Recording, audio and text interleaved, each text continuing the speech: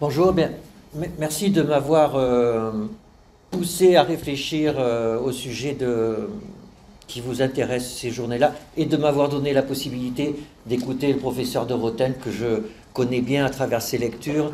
Notamment, je vous recommande un de ses derniers livres qu'il a écrit avec Jean-Nicolas Desplan et un troisième collègue sur l'évaluation des psychothérapies. C'est un des rares livres où ce sont des psychothérapeutes de différents horizons qui se lance dans une revue de la littérature et même de réflexion sur ce que c'est que l'évaluation des psychothérapies, parce que, honnêtement, vous savez que dans l'évaluation du médicament, il y a des conflits d'intérêts dont tout le monde entend parler dans les médias, mais dans l'évaluation des psychothérapies, il y a des conflits d'intérêts considérables, considérables, et qui induisent des biais qui sont vraiment problématiques.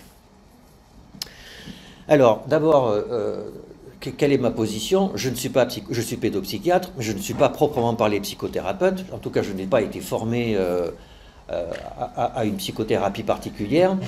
Je ne fais pas vraiment de recherche en psychothérapie.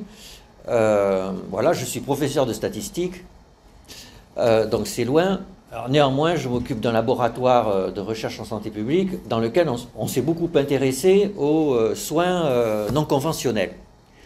Et figurez-vous que dans la nomenclature officielle aujourd'hui des NPI, Non-Pharmacological Intervention, eh bien les psychothérapies font partie des soins non conventionnels, des NPI. Et donc, tous ces soins posent un problème d'intégration dans la société. D'ailleurs, vous avez remarqué, dans les 2 dernières années, la question de l'intégration des psychothérapies dans le système de soins n'est quand même pas si simple que ça, en tout cas dans notre pays. Voilà, alors...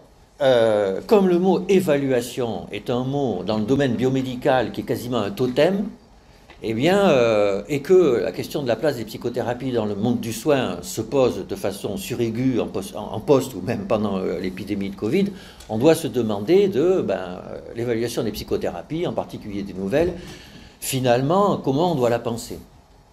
Alors, ce que je vous propose dans la petite demi-heure que nous avons, c'est de prendre du recul et de vous parler de ce que je connais pas mal, c'est-à-dire l'évaluation du médicament, l'évaluation des interventions chirurgicales, parce que vous n'imaginez pas à quel point les chirurgiens se posent la même question que vous, mais ils n'ont pas du tout le même statut social, et donc du coup les conclusions avec les mêmes études aboutissent à des résultats totalement différents. Et puis on verra du coup comment les psychothérapies, elles ont trouvé leur place dans ce monde-là. Et puis on essaiera de voir quand même qu'est-ce qu'il faudrait faire. Alors, d'abord, la recherche, le développement sur le médicament.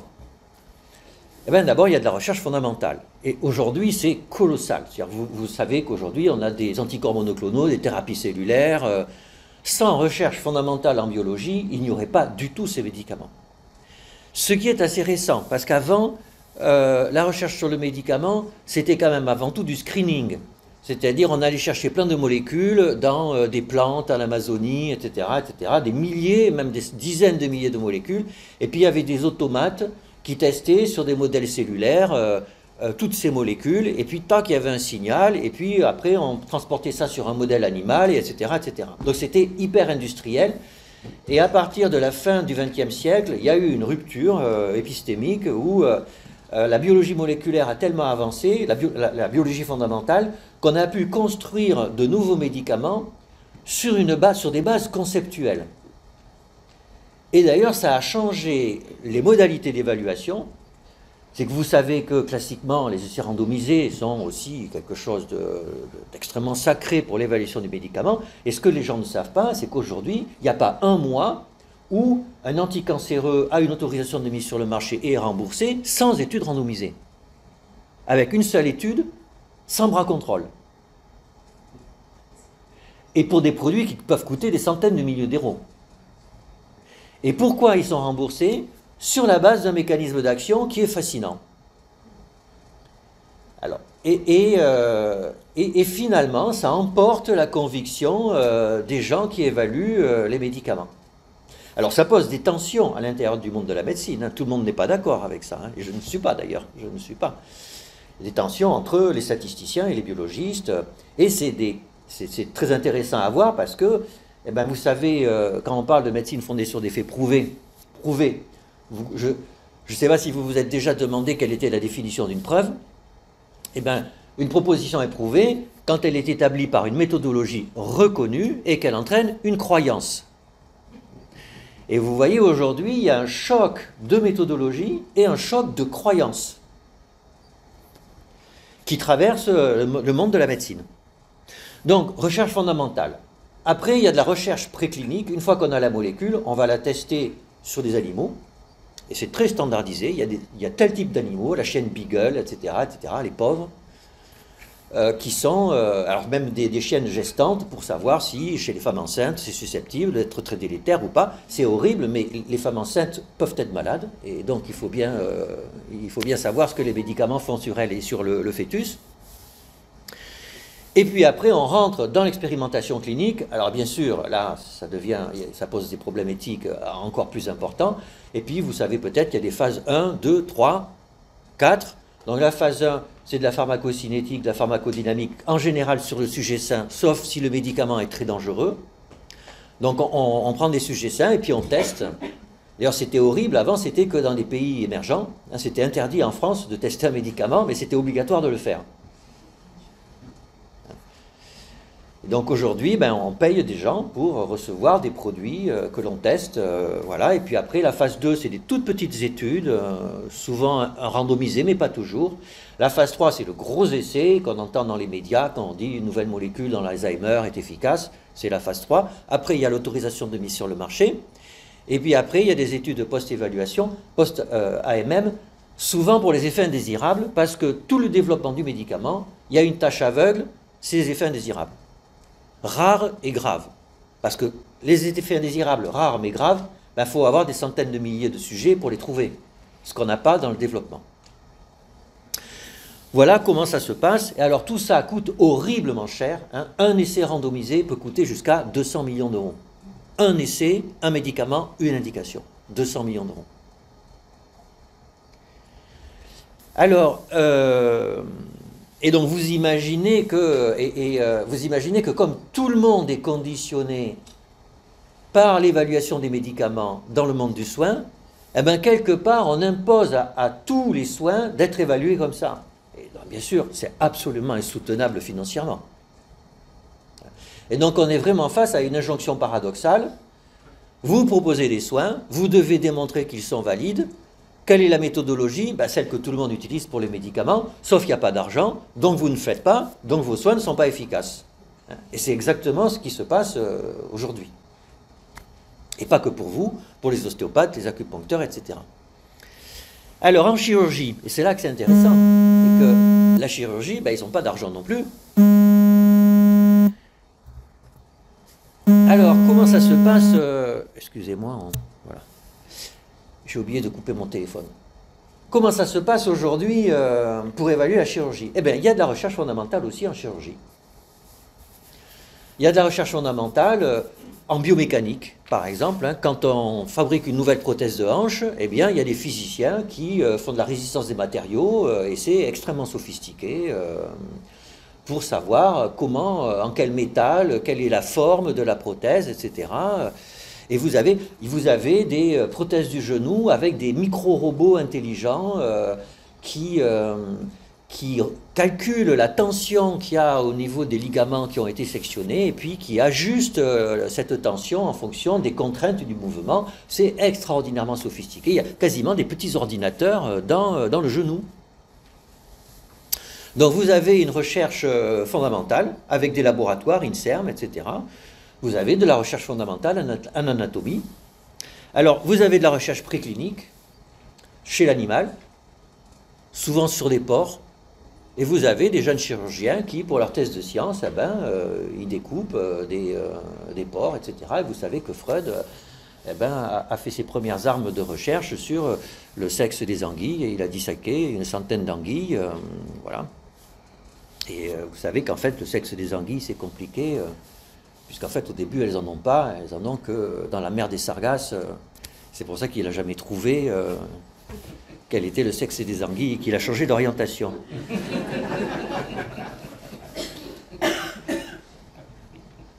Donc il y a de la recherche préclinique chez l'animal, et beaucoup. Et puis, eh bien, une fois qu'on a une intervention que l'on juge suffisamment solide, eh bien, on se lance chez l'humain. Alors, donc, il y a des comités d'éthique, mais entre nous, c'est très artisanal. Hein. C'est-à-dire que le chirurgien dit, ben voilà, nous avons tel présupposé, nous l'avons testé sur des animaux, et nous décidons de le tester chez les humains. Donc il y a des consentements, et puis il y a des études de faisabilité. Et puis après, est-ce qu'il y a des études randomisées? Eh bien, pas tant que ça. Pas tant que ça. Et vous voyez, par exemple, aujourd'hui, dans l'appendicite aiguë, vous savez que traditionnellement, on fait une appendicectomie, mais ouvrir un abdomen, en fait, c'est très sensible. Après, ça fait des cicatrices, enfin des fibroses, on peut faire des occlusions. Et donc, il y a des gens qui proposent de donner des antibiotiques à la place. Faut-il donner des antibiotiques ou faire une appendicectomie dans l'appendicite aiguë? Eh bien, on ne sait pas.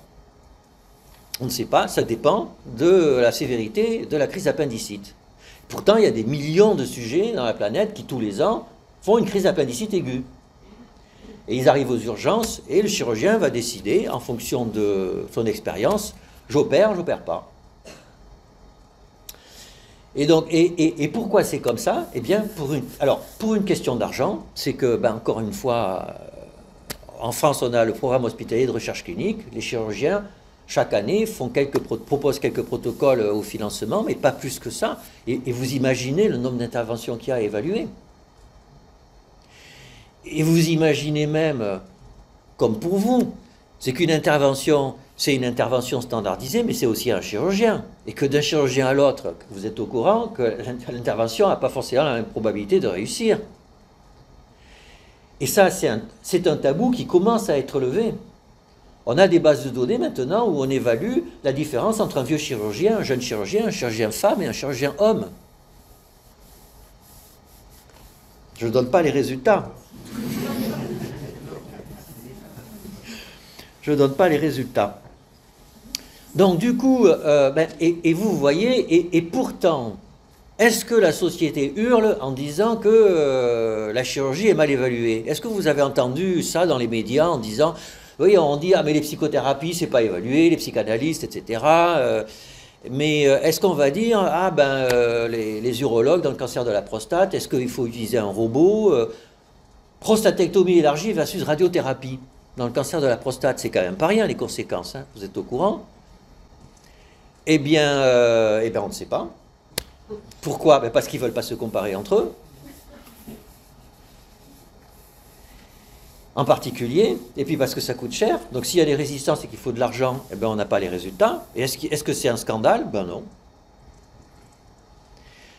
Et pourquoi? Parce qu'on a la trouille des chirurgiens. Parce qu'on sait qu'un jour on va être du mauvais côté du bistouri et on la ramène pas. Et vous voyez, c'est sociologique, quoi. C'est sociologique. La méthodologie est indissociable de la méthodologie. Alors les psychothérapies, arrivons maintenant. Alors essayons de prendre le même. Alors il y a de la recherche fondamentale en psychologie. Alors vous avez des disciplines. Il n'y a pas une théorie unique du fonctionnement psychique humain, ce qui vous complique la vie. Alors que pour le chirurgien, que vous soyez en Chine, en France, aux États-Unis, c'est la même physiologie de la tête fémorale. Donc du coup, vous avez un panel de théories, mais même prenons le détail, alors même prenons les sciences cognitives aujourd'hui, qui sont quand même la discipline, la science, la recherche fondamentale, je pense, qui a le plus pignon sur rue dans le domaine de la recherche en psychologie. Est-ce que vraiment les travaux issus des sciences cognitives aujourd'hui ont un impact sur les psychothérapies? On aurait envie de dire en particulier les psychothérapies cognitivo-comportementales. Je crois pas. Je crois pas. Les thérapies cognitives de 3e génération ont plus à voir avec le bouddhisme qu'avec les sciences cognitives.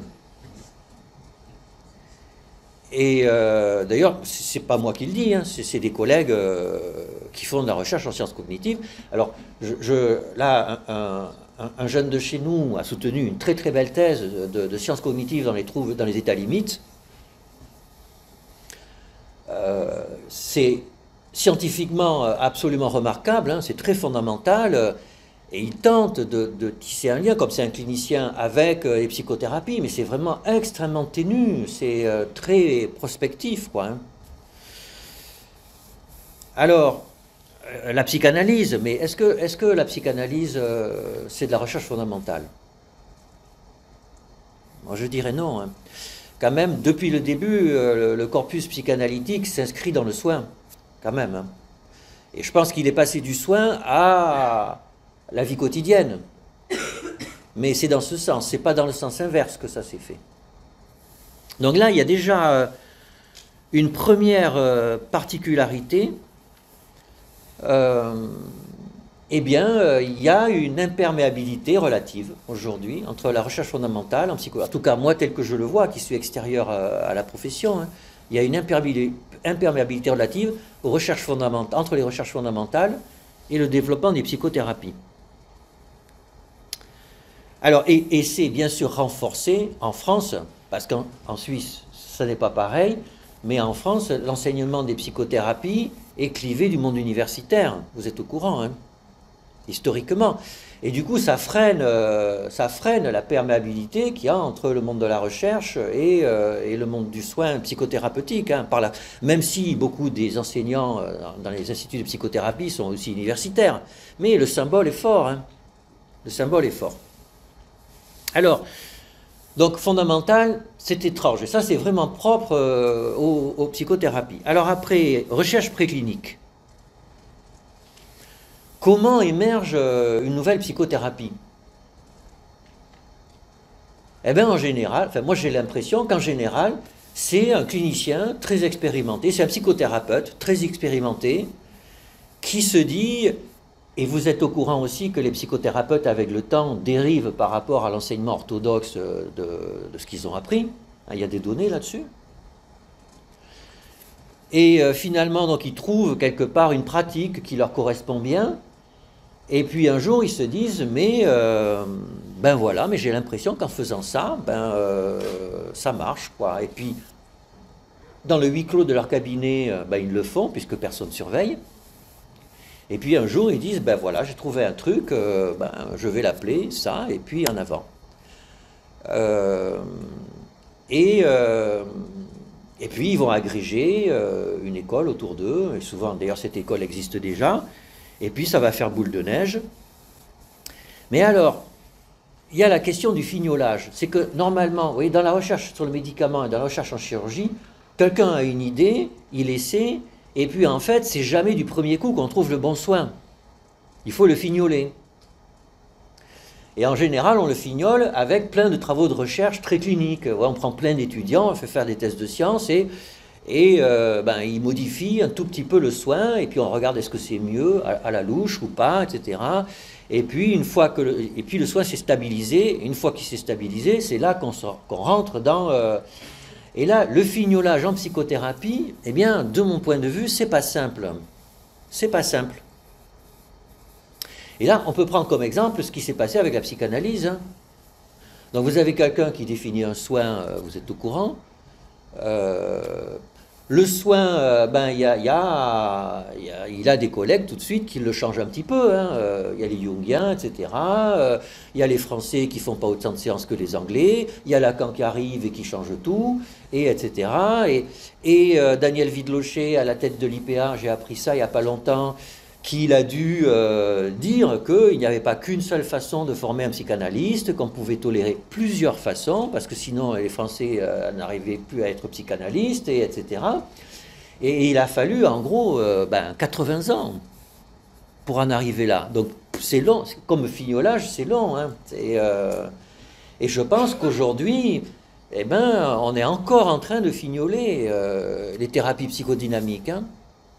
Et ça se fait un peu en dehors de toute structure organisée, vous voyez, qui pourrait dire, ben voilà, la psychanalyse elle est comme ça, mais on va s'organiser, on va tester des différences systématiquement, et puis qui fait quoi, et puis pourquoi ça marche pas, pourquoi je dis que ça marcherait mieux, sans qu'il y ait des conflits forcément. Donc le fignolage, dans le domaine des psychothérapies, pour moi, c'est pas si clair que ça. Alors, il existe, hein, mais il est un peu bricolé.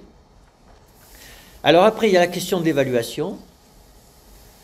Et là, eh ben, c'est pas clair. Alors, ce qui s'est passé, c'est sociologique, hein, c'est-à-dire que pour que les psychothérapies soient remboursées, il y a eu plein de pays où il a fallu qu'il y ait des essais randomisés.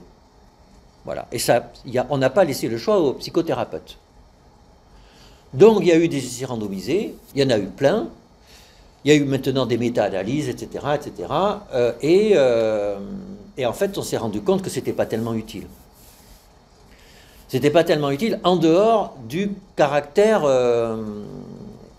performatif. C'est-à-dire que, comme il y a eu des méta-analyses, je reprends l'exemple de la psychanalyse, c'est fantastique ça. Vous savez qu'en 2008, il y a une méta-analyse publiée. Méta-analyse, ça veut dire une analyse de plein d'essais randomisés qu'on mélange, et qui est publié dans le JAMA, Journal of the American Medical Association, donc c'est la méga revue, Line-Sering, et qui dit les thérapies psychodynamiques longues sont efficaces, en particulier dans les troubles complexes, avec des tailles d'effets importantes, y compris par rapport aux autres soins, etc., avec un éditorial dans la même revue.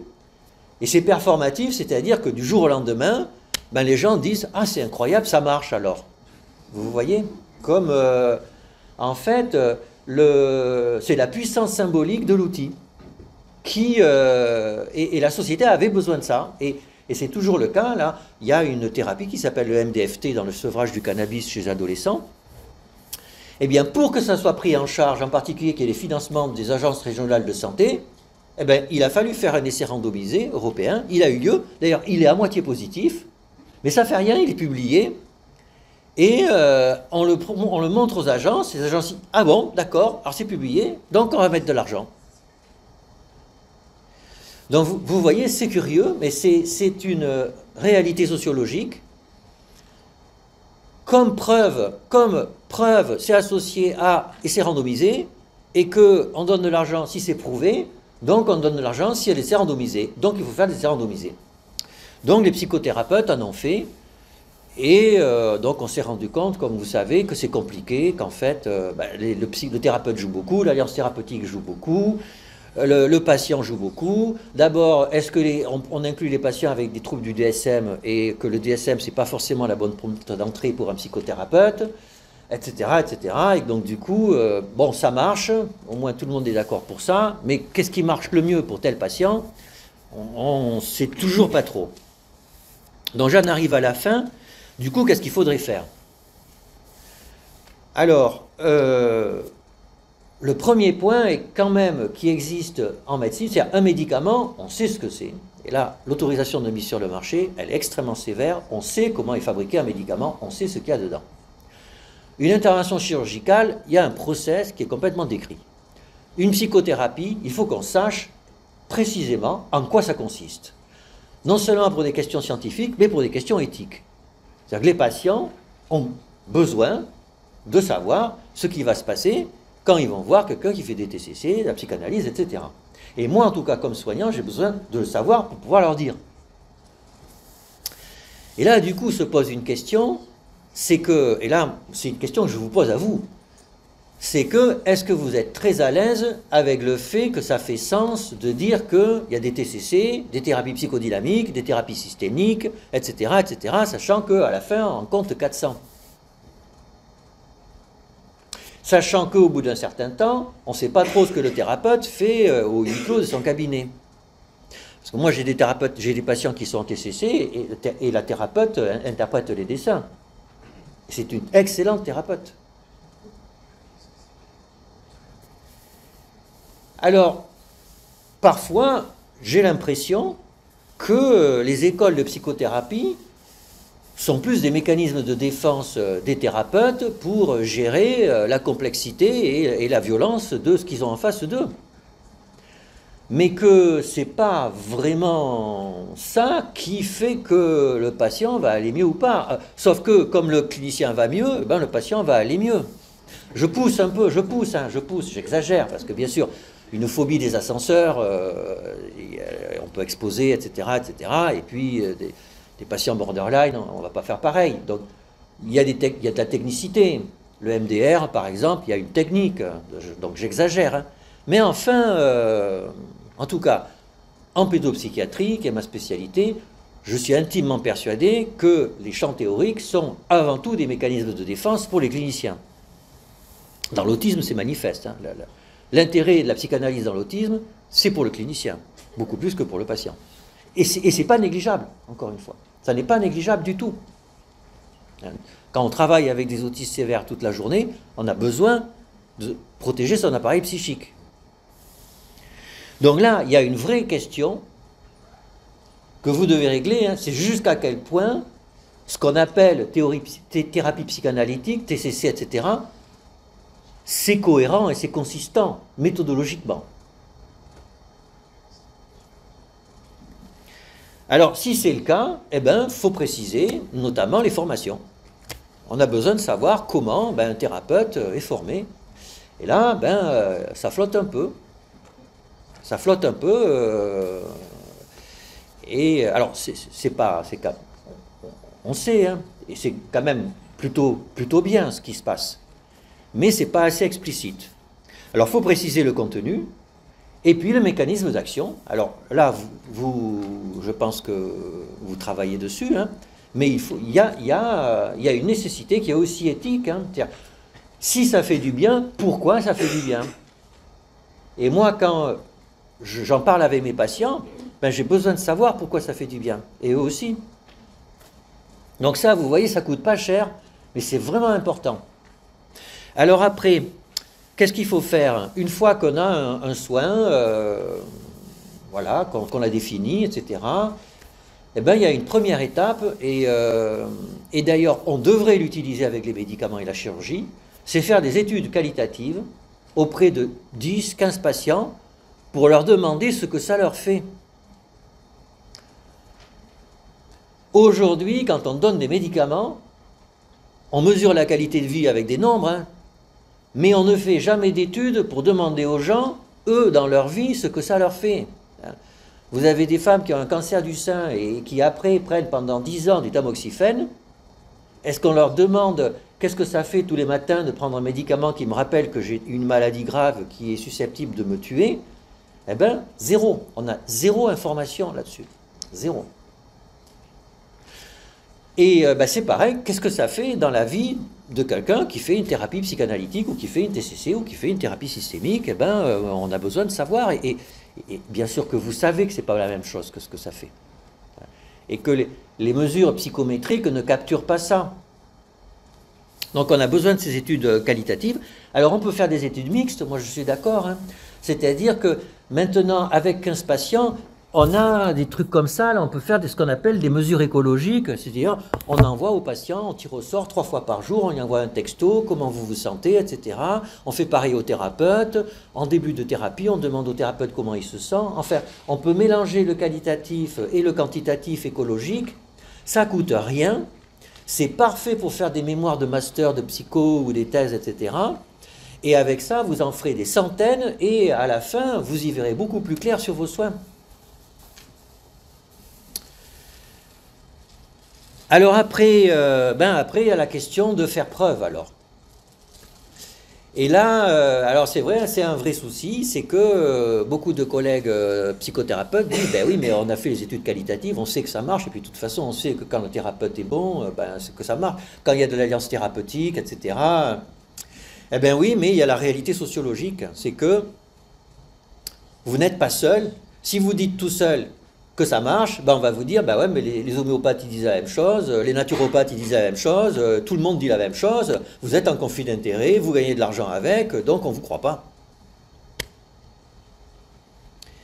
Et donc, alors là, c'est randomisé, mais franchement, là il y a un consensus pour dire que c'est vraiment quand on a un pistolet dans le dos, parce que c'est extrêmement lourd, extrêmement long, ça coûte très cher, et le retour sur investissement est faible, y compris pour les médicaments. Hein. Je vous ai dit tout à l'heure, 200 millions d'euros, qu'est-ce qu'on sait, vous voyez, avec 200 millions d'euros? 200 millions d'euros.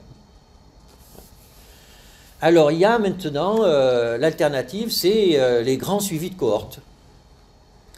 Et on voit, hein, dans le milieu des psychothérapies, hein, se constituer de grandes cohortes, donc des milliers de sujets qui sont suivis, plus ou moins régulièrement, et là, avec des outils statistiques plus ou moins modernes, on arrive à voir, on arrive à s'intéresser non seulement aux écoles, mais aux caractéristiques des cliniciens, aux caractéristiques des patients, au processus. Vous voyez, on arrive à construire des modèles, des trajectoires avec des études longitudinales, et on peut rentrer beaucoup plus dans de la psychothérapie personnalisée.